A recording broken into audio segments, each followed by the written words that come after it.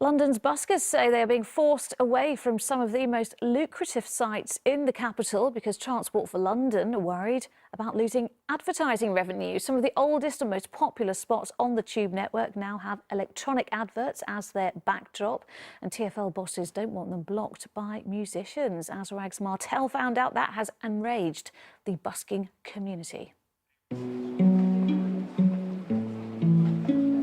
A soothing sound on the underground. But the music could soon stop. The problem is this digital advertising board. Transport for London say buskers get in its way. What would it mean if you lost out to advertising? I think it would just be a really sad day for live music. I mean, so many live music places in London are closing down, and so to really have an attack like this on busking is like kind of the final straw for live music. You're going to lose musicians in the capital completely. This is an official busking pitch at Leicester Square.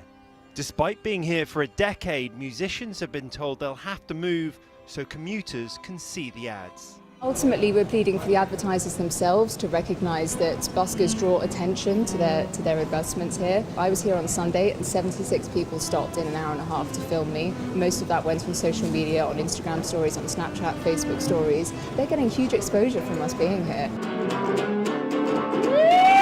Michael Ball has been doing this for 30 years. How important is this space? Incredibly important. If you took this away, you might as well take one of my arms off. And how depressing is it that you're fighting against an advertising board?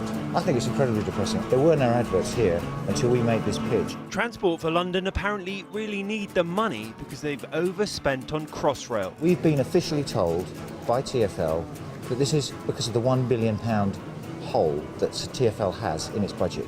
Sadiq, talk to your financial advisor. I don't think pushing buskers around and getting a bit more advertising will help with this £1 billion hole. The buskers have even started a petition to stop what they call a takeover from advertising.